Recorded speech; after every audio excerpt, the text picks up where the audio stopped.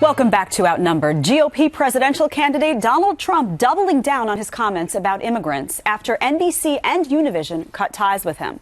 Both broadcasters were supposed to carry the Miss USA pageant, but dropped it after he made comments linking illegal immigrants to crimes like rape and drug running.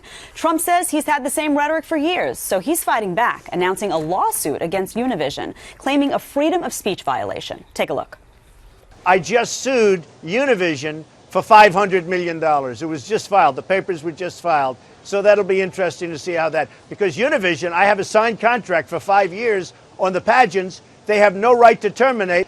We have 50 of the most lovely women you've ever seen right now in Louisiana, and they have been abandoned by NBC and abandoned by Univision. Also breaking today, Donald Trump and Macy's parting ways. The store will no longer sell the Trump menswear collection. Trump saying in a statement he's terminating his relationship with Macy's because of pressure put on them outside sources. And Macy's saying in a statement it has no tolerance for discrimination in any form. Harris, this stuff with Trump, these lawsuits, him not backing down, he's not issuing an apology. He was very strong on O'Reilly last night.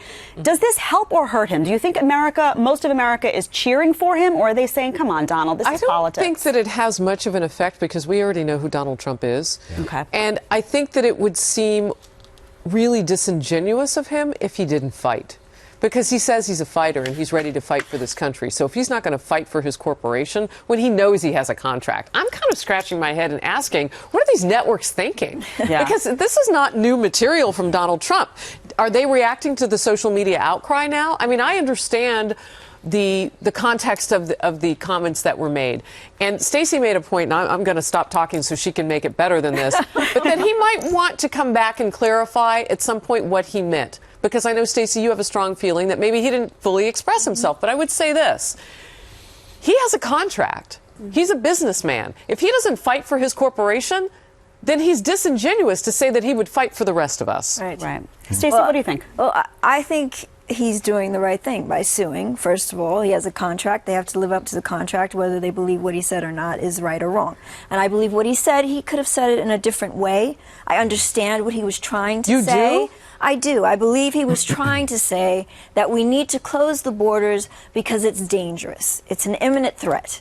Basically, period. He should have ended it there. He didn't have to get personal about Mexico because he then says he has Mexican friends. He loves Mexico. You know, it's like saying I have my black friend. You know, but he's a businessman, like you said, and he's doing business. And he's a man who says what he means and means what he says. And yes, you're right. He has to fight. And to me, that, if anything, as the president of the United States, I'd want a guy like that running my country.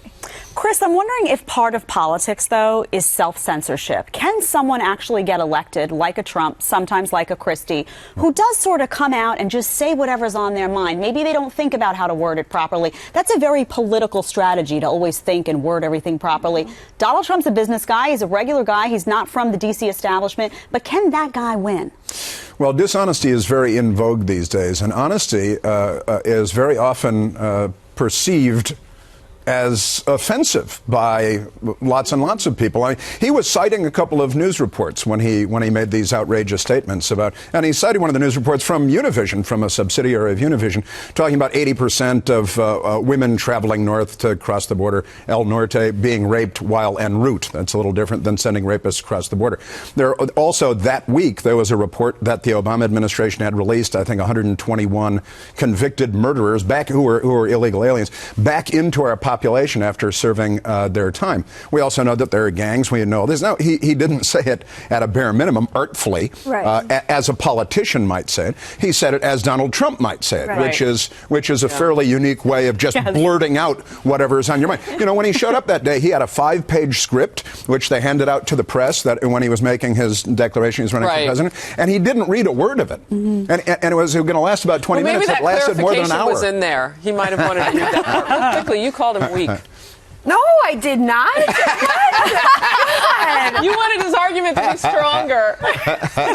You heard. I did not. Oh God, that man is so people far are calling from this weak. a takedown. I was talking to a head of a polling and research firm, a political polling and research firm this morning on the Business Network, who was referencing this takedown of Donald Trump. I was like, he hasn't been taken down. This is the game. He's got to come out. He's got to. He's prepared for this. And never did I say that. But outlandish and politics don't go together very well. I didn't like the part where he was saying, "Oh, those poor models who have been working their whole life." That's what you were talking That's about. what I was referencing. I was They're like, not going to be on TV now. That's what I was saying. Go on.